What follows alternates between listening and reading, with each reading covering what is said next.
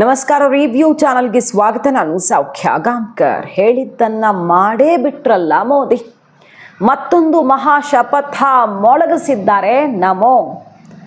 ಯಾವ ರೀತಿ DMKಗೆ ಸಿಡಿಲಾಘಾತ ಬಂದು ಅಪ್ಪಳಿಸಿದೆ. ಈಗ ಮೋದಿ ವಿರುದ್ಧ ಸಿಡಿದೆದ್ದ DMK ಕೈಕೂಟದ ಪಕ್ಷಗಳಿಗೆ ಇದು ಒಂಥರ ಎದೆ ನಡುಗಿಸುವಂಥ ಬೆಳವಣಿಗೆ. ಸೊ ಹೇಳಿದ್ದನ್ನು ಮಾಡಿ ತೋರಿಸಿದ್ದಾರೆ. ಇದರ ಬೆನ್ನಲ್ಲೇ ಅಲ್ಲೋಲ ಕಲ್ಲೋಲ ಸೃಷ್ಟಿಯಾಗತ್ತೆ ಅಂತ ಅಖಾಡಕ್ಕೆ ಧುಮುಕು ಬಿಟ್ಟಿದ್ದಾರೆ ನಾಯಕರು.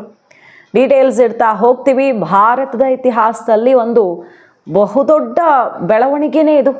ಭವಿಷ್ಯದ ದೃಷ್ಟಿಯಿಂದ ಅತ್ಯಂತ ಮಹತ್ವದ ಹೆಜ್ಜೆ ಇದು. ನೋಡ್ತಾ ಹೋಗೋಣ. ಮಿಸ್ ಮಾಡದೆ ನಮ್ಮ ಚಾನಲ್ನ ಸಬ್ಸ್ಕ್ರೈಬ್ ಮಾಡಿ, ನಿಮ್ಮ ಅಭಿಪ್ರಾಯ ಕಮೆಂಟ್ ಮಾಡಿ ತಿಳಿಸಿ. ಎಸ್ ವೀಕ್ಷಕರೇ, ಮೋದಿ ತಗೊಂಡಂತಹ ಮಹತ್ವದ ನಿರ್ಧಾರಗಳಲ್ಲಿ ಇದು ಕೂಡ ಒಂದು. ಹಾಗಂತ ಇದು ದೇಶದಲ್ಲಿ ನಡೆದಿರೋದು ಫಸ್ಟ್ ಟೈಮ್ ಅಲ್ಲ. ಆದರೆ ಈಗೇನು ನಡೀತಿದೆಯಲ್ಲ ಅದು ಬಹಳಷ್ಟು ಜನಕ್ಕೆ ಅಸ್ತಿತ್ವ ಶೇಕ್ ಮಾಡುವಷ್ಟು ಭಯ ಆಗ್ತಿದೆ. ಬೇರೆ ಯಾವುದೂ ಅಲ್ಲ, SIR ಪ್ರಕ್ರಿಯೆಯಲ್ಲಿ ಮಹತ್ವದ ಬೆಳವಣಿಗೆ ಈಗ ಮೋದಿ ಶಪಥ ಮಾಡಿದಂತೆಯೇ ನಡೆದಿದೆ. ಈಗ ಏನು ಹೇಳಿದರು ಮೋದಿ? ಬಿಹಾರದ ಎಲೆಕ್ಷನ್ ಟೈಮಲ್ಲಿ ಮುಗಿಬಿದ್ರಲ್ವ ಎಲ್ಲರೂ. ಬಿಹಾರದಲ್ಲಿ ಆಗ್ತಿರೋವಾಗಲೇ DMK ತಮಿಳ್ನಾಡು ಎಲ್ಲ ಆಕ್ರೋಶ ವ್ಯಕ್ತಪಡಿಸಿತ್ತು. ಮೋಸ್ಟ್ಲಿ ಅವ್ರಿಗೆ ಗೊತ್ತಿತ್ತು ಇಲ್ಲೂ ಹಾಗೆ ಆಗತ್ತೆ ಅಂತ. ನಮ್ಮ ರಾಜ್ಯದಲ್ಲೂ ಬರುತ್ತೆ ಕುತ್ತಿಗೆಗೆ ಅಂತ ಗೊತ್ತಿತ್ತು. ಅದು ಯಾಕೋ ಗೊತ್ತಿಲ್ಲ, ಬಿಹಾರದಲ್ಲಿ ಆಗ್ತಿದ್ದಂಗೆ ಇಲ್ಲಿ ಬೇರೆ ಬೇರೆ ರಾಜ್ಯಗಳಲ್ಲಿ ಸಿಡಿಲು ಗುಡುಗು. ಆಗೇನು ಹೇಳಿದ್ರು? ಇಡೀ ದೇಶದಲ್ಲಿ ಆಗತ್ತೆ, ಆಗೇ ತೀರತ್ತೆ. ಈ ದೇಶದಲ್ಲಿ ಸಮರ್ಥರು ಯಾರು ಫಿಟ್ ಇದ್ದಾರೋ, ಯಾರು ಅರ್ಹರಿದ್ದಾರೋ ಅಂಥವ್ರು ಮಾತ್ರ ಓಟ್ ಹಾಕ್ತಾರೆ, ಯಾರ್ಯಾರೋ ಓಟ್ ಹಾಕಕ್ಕೆ ಬಿಡಲ್ಲ ನಾವು ಅಂತ ಶಪಥ ಮಾಡಿದ್ರು.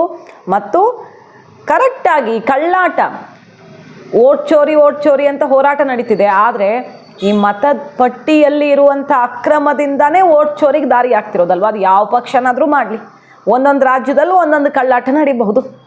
ಸೊ ಅದೆಲ್ಲದಕ್ಕೂ ಬ್ರೇಕ್ ಹಾಕ್ತೀನಿ ಅಂದಿದ್ರು. ಅದೇ ರೀತಿಯಲ್ಲಿ ಈಗ ಪ್ರಕ್ರಿಯೆ ಸಾಗ್ತಿದೆ. ತಮಿಳುನಾಡಿನಲ್ಲಿ ನೋಡಿ DMKಗೆ ಯಾವ ರೀತಿ ಶಾಕ್ ಎದುರಾಗಿದೆ ಅಂತ.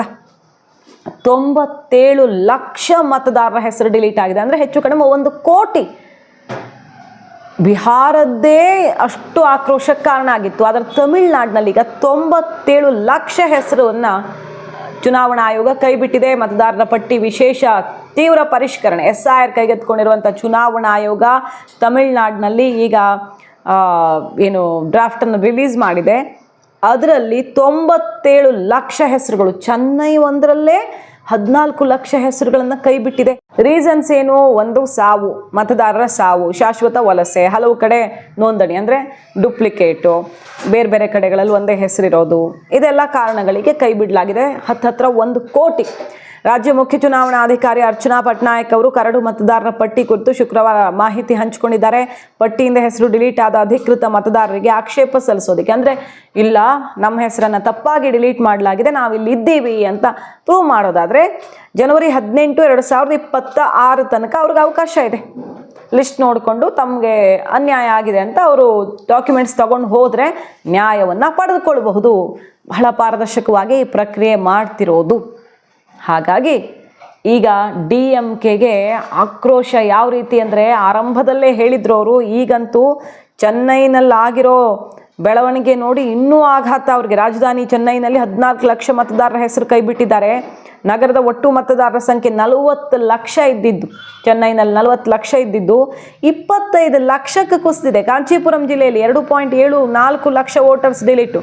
2026ರ ಮೊದಲಾರ್ಧದಲ್ಲಿ ತಮಿಳುನಾಡು ವಿಧಾನಸಭಾ ಚುನಾವಣೆ ನಡೆಯುತ್ತೆ.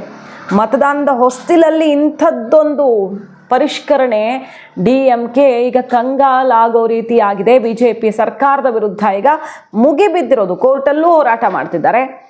ಕೋರ್ಟ್ ಈಗಾಗಲೇ ಸುಪ್ರೀಂ ಕೋರ್ಟಲ್ಲಿ ನಾವು ನೋಡಿದ್ದೀವಿ, ಚುನಾವಣಾ ಆಯೋಗಕ್ಕೆ ಹಕ್ಕಿದೆ ಅಂದಮೇಲೆ ಮಾಡಿದ್ರೆ ತಪ್ಪೇನು? ಪಾರದರ್ಶಕವಾಗಿ ಲಿಸ್ಟ್ ಹೊರಗಡೆ ಇಡ್ತಾರಲ್ಲ, ಸಿಂಪಲ್ ಇಲ್ಲ. ಉತ್ತರವೇ ಸಿಗದ ಪ್ರಶ್ನೆ ಏನಪ್ಪ ಅಂದರೆ, ಯಾಕೆ ಇವ್ರು ಇಷ್ಟೆಲ್ಲ ಬೇಜಾರು ಮಾಡ್ಕೊಳ್ತಾರೆ? SIRಗೆ ಪಬ್ಲಿಷ್ ಮಾಡಿದಾಗ ತಪ್ಪಿದ್ರೆ ಅಹವಾಲು ಸಲ್ಲಿಕೆ ಮಾಡೋದು, ದೂರು ಸಲ್ಲಿಕೆ ಮಾಡೋದು, ಸರಿ ಮಾಡ್ಕೊಳ್ಳೋದು, ಇಷ್ಟೇ ಸಿಂಪಲ್. ಅದನ್ನು ಯಾಕೆ ಮಾಡ್ಕೊಳ್ಳೋದಕ್ಕೆ ಇಷ್ಟೆಲ್ಲ ಟೆನ್ಷನ್ ಇವ್ರಿಗೆ ಅನ್ನೋ ವಿಚಾರ ಇದುವರೆಗೂ ಅರ್ಥ ಆಗ್ತಿಲ್ಲ. ಇದರ ನಡುವೆ ಸಂಘರ್ಷ ತೀವ್ರವಾಗ್ತಿದೆ. DMK ಈಗ ಸಹಜವಾಗಿ ಕೇಂದ್ರ ಸರ್ಕಾರದ ವಿರುದ್ಧ ಆಕ್ರೋಶವನ್ನು ಎತ್ತಿದ್ದು ಹೋರಾಟ ತೀವ್ರವಾಗಬಹುದು. ಈಗ ನೋಡಿ ಎಷ್ಟೆಷ್ಟು ಅಂತ, ಎಲ್ಲೆಲ್ಲಿ ಎಷ್ಟೆಷ್ಟು ಅಂತ, ಬರೀ ಇದರಲ್ಲಷ್ಟೇ ಅಲ್ಲ, ತಮಿಳ್ನಾಡಿನಲ್ಲಿ, ವೆಸ್ಟ್ ಬೆಂಗಾಲಲ್ಲಷ್ಟೇ ಅಲ್ಲ, ಬಿಹಾರದಲ್ಲಷ್ಟೇ ಅಲ್ಲ, ಗುಜರಾತಲ್ಲೂ ಡಿಲೀಟ್ ಆಗಿದೆ. ಯಾಕಂದರೆ SIR ಮಾಡಿ ತುಂಬ ವರ್ಷ ಆಗಿಬಿಟ್ಟಿದೆ. ಕಾಂಗ್ರೆಸ್ ಅವಧಿಯಲ್ಲೇ ಹಿಂದೆ ಮಾಡಿದ್ದು 13 ಸಲ ಆಗಿದೆ ಹಿಂದೆ ಭಾರತ ಇತಿಹಾಸದಲ್ಲಿ. ಇದು 14ನೇ ಸಲ ಮಾಡ್ತಿರೋದು SIR. ತುಂಬ ವರ್ಷ ಆಗೋಯ್ತು. ಸೊ ಈಗ ಮಾಡಿದಾಗ ಎಲ್ಲ ರಾಜ್ಯಗಳಲ್ಲೂ ಕೂಡ ಡಿಲೀಟ್ ಆಗಿರೋದು. ಗುಜರಾತಲ್ಲಿ 73 ಲಕ್ಷ ಹೆಸರುಗಳು ಡಿಲೀಟ್ ಆಗಿರೋದು. 51 ಲಕ್ಷ ಮಂದಿ ಶಾಶ್ವತ ವಲಸಿಗರು ಅಲ್ಲಿ ಆ ಕಡೆ ಹೋಗಿದ್ದಾರೆ, ಇಲ್ಲ ಅಲ್ಲಿ ಆಯಾ ಕಾನ್ಸ್ಟಿಟ್ಯೂನ್ಸಿಗಳಲ್ಲಿ ಅನ್ನೋ ಕಾರಣಕ್ಕೆ ಡಿಲೀಟ್ ಆಗಿರೋದು. ಸೊ ಗುಜರಾತಲ್ಲೂ ಆಗಿದೆಯಲ್ಲ, ಖುದ್ದು ಮೋದಿ ರಾಜ್ಯದಲ್ಲೂ ಆಗಿದೆ. ಇದು ಯಾಕೆ ಕಾಣ್ತಿಲ್ಲ ಅವ್ರಿಗೆ ಅನ್ನೋದು ಅಚ್ಚರಿಗೆ ಕಾರಣ ಆಗಿದೆ. ಈಗ ನೋಡಿ ಏನು ಹೇಳ್ತಿದ್ದಾರೆ ಅಂತ. AIADMK ಮುಖಂಡ 90 ಲಕ್ಷಕ್ಕೂ ಹೆಚ್ಚು ಮತದಾರರ ಹೆಸರುಗಳನ್ನು ಕೈಬಿಡಲಾಗಿದೆ. ಹೆಸರು ಡಿಲೀಟ್ ಆದವರೆಲ್ಲ ನಕಲಿ ಮತದಾರರು. ಇದು AIADMK ಹೇಳ್ತಿರೋದು. ಎಲ್ಲ ನಕಲಿ ಮತದಾರರು ಇದ್ದಿದ್ದಿಲ್ಲಿ. ರಾಜ್ಯದಲ್ಲಿ SIR ಆಗಬೇಕು ಅನ್ನೋ ಒತ್ತಾಯ ಈಗ ಈಡೇರಿದೆ. ಖಂಡಿತವಾಗಿಯೂ ಇಲ್ಲಿ ಸತ್ಯಕ್ಕೆ ಜಯ ಸಿಗುತ್ತೆ ಅಂತಿದ್ದಾರೆ AIADMK ಅವರು.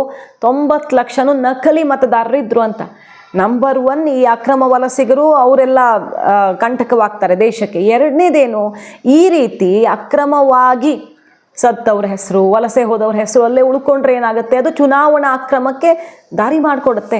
ಲಿಸ್ಟಲ್ಲಿ ಅವ್ರ ಹೆಸರು ಹಾಗೇ ಇದ್ದರೆ ನಾಳೆ ಅವ್ರ ಹೆಸರಲ್ಲಿ ಇನ್ನೊಬ್ಬರು ಬಂದು ವೋಟ್ ಹಾಕಬಹುದು. ಸೊ ಈ ರೀತಿಯಲ್ಲಿ ಚುನಾವಣಾ ಅಕ್ರಮ ಯಾರು ಬೇಕಾದರೂ ಮಾಡ್ಬೋದು, ಯಾವ ಪಕ್ಷ ಬೇಕಾದರೂ ಮಾಡೋದಕ್ಕೆ ಇದು ಅನುಕೂಲ ಆಗುತ್ತೆ. ಎಲ್ಲ ಡಿಲೀಟ್ ಈಗ. ಸೊ ವೆಸ್ಟ್ ಬೆಂಗಾಲಲ್ಲಿ 1.5 ಕೋಟಿ ಅಂದರೆ 58 ಲಕ್ಷ ಡಿಲೀಟ್ ಆಗಿದೆ. ಇನ್ನೂ 1.5 ಕೋಟಿ ಜನಕ್ಕೆ ನೋಟಿಸ್ ಕೊಡುತ್ತೀಗ ಎಲೆಕ್ಷನ್ ಕಮಿಷನು. ಯಾಕಂದರೆ ಲಾಜಿಕಲ್ ಡಿಫ್ರೆನ್ಸ್ಗಳಲ್ಲಿ ಕಂಡಿರೋದು. ತಂದೆ ಹೆಸರು ತುಂಬ ಕಡೆ ಒಬ್ಬರದ್ದೇ ಇದೆ. ಸಣ್ಣ ವಯಸ್ಸಿಗೆ 15 ವರ್ಷದವ್ರನ್ನ ಫಾದರ್ ಅಂತ ಮಾಡಲಾಗಿದೆ, ಮತ್ತು 40 ವರ್ಷಕ್ಕೆ ಗ್ರ್ಯಾಂಡ್ ಫಾದರ್ ಅಂತ ಮಾಡಲಾಗಿದೆ. ಈ ಥರದ್ದೆಲ್ಲ ತಲೆಬೂಡ ಇಲ್ದಿರುವಂಥ ಇರೆಗ್ಯುಲರಿಟೀಸ್ ಎಲ್ಲ ಗೊತ್ತಾಗಿದೆ. ಸೊ ಅಂಥ ವೋಟರ್ಸ್ಗೆಲ್ಲ ನೋಟಿಸ್ ಕೊಡ್ತಾರೆ. ಸೊ ಅಲ್ಲಿ ಇನ್ನೂ 1 ಕೋಟಿ ಮೈನಸ್ ಆದರೂ ಅಚ್ಚರಿ ಇಲ್ಲ. ಆಲ್ರೆಡಿ 58 ಲಕ್ಷ ಆಗಿದೆ. ಈಗ ನೋಡಿ, ಇವತ್ತು ರ್ಯಾಲಿ, ನರೇಂದ್ರ ಮೋದಿ ಅವ್ರದ್ದು ರ್ಯಾಲಿ, ಫಸ್ಟ್ ರ್ಯಾಲಿ SIR ಆದಮೇಲೆ ಶಪಥ ಮಾಡಿದ್ದಾರೆ. ಪಾಪ ಈ ರೀತಿ ಅಕ್ರಮ ವಲಸಿಗರಿಗೆ ರೆಡ್ ಕಾರ್ಪೆಟ್ ಹಾಸಿ ಕರಿತಿದ್ರು ಇವರು. ನುಸುಳುಕೋರರಿಗೆ ಬಾಗಿಲು ತಾವೇ ತೆರೆದಿಡ್ತಿದ್ರು ಮಮತಾ ಬ್ಯಾನರ್ಜಿ. ಆದರೆ ಈಗ ಇವ್ರಿಗೆಲ್ಲ ಆಘಾತ ಆಗಿದೆ. ಜಂಗಲ್ ರಾಜ್ ಕೊನೆಯಾಗಿಸಿಯೇ ಸಿದ್ಧ ಅಂದರೆ ಮಮತಾ ಬ್ಯಾನರ್ಜಿ ಈ ಸಲ ಸೋಲಿಸೋದು ಶತಸಿದ್ಧ. ಬಿಹಾರದ ಫಲಿತಾಂಶದ ಬಳಿಕ ವೆಸ್ಟ್ ಬೆಂಗಾಲಲ್ಲಿ BJPಗೆ ಬಾಗಿಲು ಓಪನ್ ಆಗಿದೆ. ಅದಾಗೇ ಆಗತ್ತೆ ಅಂತ ಮೋದಿ ಓಪನ್ ಚಾಲೆಂಜ್ ಹಾಕಿದ್ದಾರೆ ಮಮತಾ ಬ್ಯಾನರ್ಜಿಗೆ. ಸೊ ಈ ದೇಶದಲ್ಲಿ ಅಕ್ರಮ ವಲಸಿಗರು ಮತ್ತು ಫೇಕ್ ವೋಟರ್ಸನ್ನು ತೆಗೆದು ಸ್ವಚ್ಛ ಮಾಡ್ತೀವಿ, ಗುಡಿಸಿ ಬಿಸಾಕ್ತೀವಿ ಅಂತ ಏನು ಕೇಂದ್ರ ಸರ್ಕಾರ ಮೋದಿ ಶಪಥ ಮಾಡಿದ್ರೋ ಆ ಪ್ರಕ್ರಿಯೆ ಬಹುಪಾಲು ಈಗ ಗುರಿ ತಲುಪ್ತಾ ಇದೆ. ಮುಂದಿನ ದಿನಗಳಲ್ಲಿ ಎಲ್ಲ ರಾಜ್ಯಗಳಲ್ಲೂ ಕೂಡ ಅದಾಗತ್ತೆ. ಕೋರ್ಟ್ ಬಲವೂ ಕೂಡ ಕೇಂದ್ರ ಸರ್ಕಾರಕ್ಕೆ ಸಿಗ್ತಾ ಇರೋದ್ರಿಂದ ಇದೊಂದು ತುಂಬ ಪಾಸಿಟಿವ್ ಆಗಿರುವಂಥ ವಿಚಾರ. ಎಲ್ಲಕ್ಕಿಂತ ಪ್ರಮುಖವಾಗಿ ಇದು ಫಸ್ಟ್ ಟೈಮ್ ನಡೀತಿರೋದಲ್ಲ, ಹಿಂದೇನೂ ನಡೆದಿತ್ತು, ಈಗ ನಡೀತಿದೆ ಅಷ್ಟೇ. ಮಾಹಿತಿ ಇಷ್ಟ ಆಗಿದ್ರೆ ಮಿಸ್ ಮಾಡಿದ್ರೆ ನಮ್ಮ ಚಾನಲ್ನ ಸಬ್ಸ್ಕ್ರೈಬ್ ಮಾಡಿ, ನಿಮ್ಮ ಅಭಿಪ್ರಾಯ ಕಮೆಂಟ್ ಮಾಡಿ ತಿಳಿಸಿ. Thank you.